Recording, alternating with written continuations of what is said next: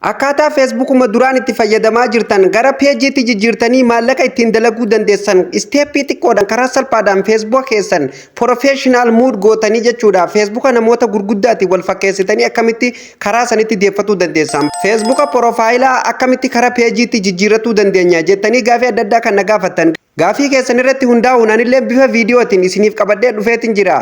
Nagallee hin daganne akkam nagaa jirtan hordoftoota Oromaan osoo karaa barumsaatti isiniin dabarsiniin duratti obboleeyyan chaanaala kanaaf haaraa taatan chaanaalli kun chaanaala barumsaatti subscribe godhaa maatii keenyatti dabalamaa akkasumas viidiyoon dabalataa ofii isaatiin akka isin dhaqqabuuf mallattoo notifiikeeshinii tanarra kaa'uu hin dagatinaa. Please viidiyoo keenyallee like godhaa hiriyoota keessaniif share godhuu hin dagatinaa. Yaada qabdanillee komentii jalatti nuuf barreessaa isiniin jedha amma kallattiimaan karaa barumsaa isin dabarsa nan deebi'aa na eegaa.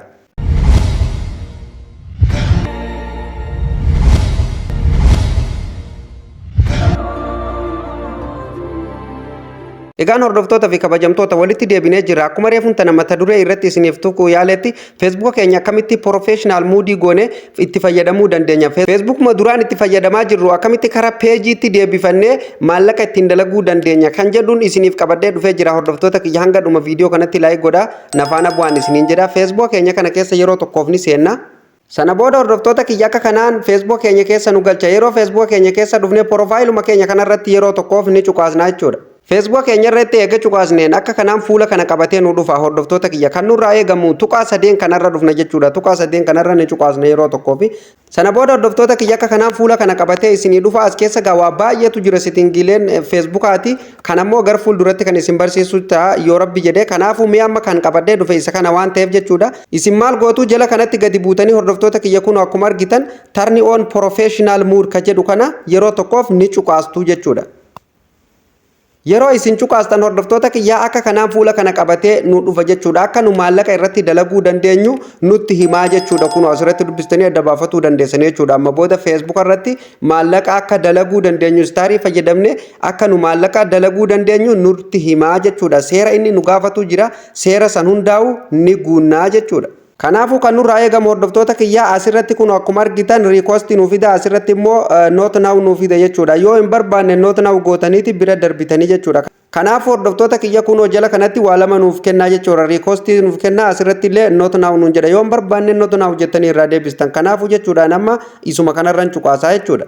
Sana booda hordoftoota kiyyaa akka kanaan fuula kana qabatee nu dhufa. Kunoo amma akkuma argitan asirratti jechuudha turn on nuun jedhee jira. Turn kana banii nuun jedha. Kanaafuu turn on goona nu amma asirratti.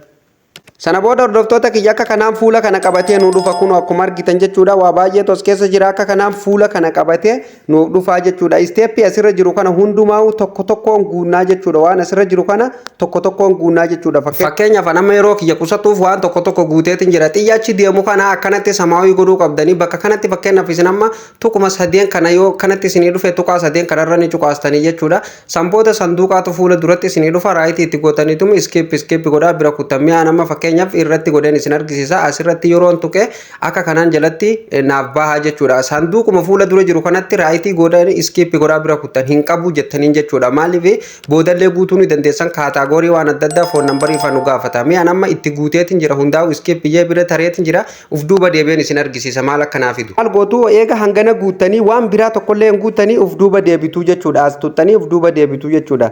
Xiyya kana tuttanii amma kun bifa hin eegamneen jechuudha.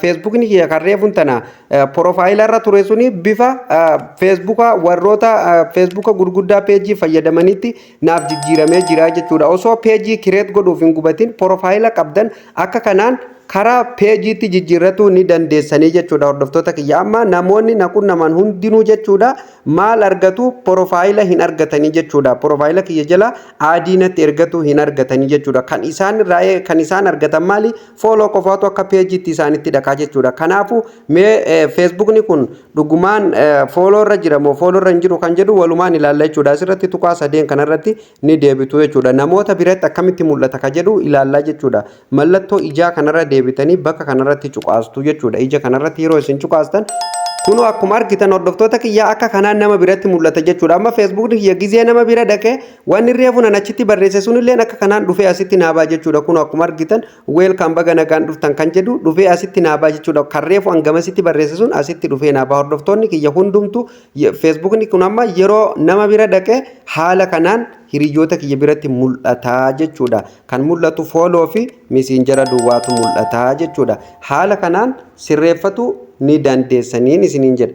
Booda hordoftoota kiyya haala kanaan sirreeffatanii Facebook keessan akka kanaan sirreeffannaan jechuudha. Facebook kun guddatuun isalleen haguma xiqqaatti guddataa jechuudha. Facebook ni by the way gizee karaa follow-tti jijjiirame namni illeen adii isinitti hin ergatu follow qofa waan ta'eef akka ajaa'ibatti guddataa jechuudha. Namni isin jala seene hundumtu follow gaafata waan ta'eef kallattimaan follow isiniif godha. Yeroo xiqqoo keessatti carraan inni guddatu illeen baay'ee bal'aadha jechuudha. Hordoftoota kiyya Facebook akkamitti akka maallaqa irraa dalaganii fi Facebook ni maallaqa ni dalagaa warri jettanii fi isinti ta'e eeyyee maallaqa ni dalaga akkuma YouTube fi Facebooknis akkuma websaayitoota garagaraa ni dalagaa jechuudha. Akkamitti dalaga kan jettan immoo viidiyoo isaa immoo yeroo itti aanu keessatti isiniif qabadhee dhufa. Hordoftoota kiyya akkamitti akka monetization itti guutan seera akkam akka nama gaafatu akkasumas immoo seera akkami akka inni nama gaafatu follow meeqaa fi sa'aatii meeqaa monetization nama gaafata kan jedhu viidiyoo itti aanu keessatti isiniif qabadhee dhufa bal'ina isaati. Hordoftoota kiyya akka kanaan sirreeffatanii Facebook keessan itti fayyadamuu ni dandeessaniin isiniin jedha.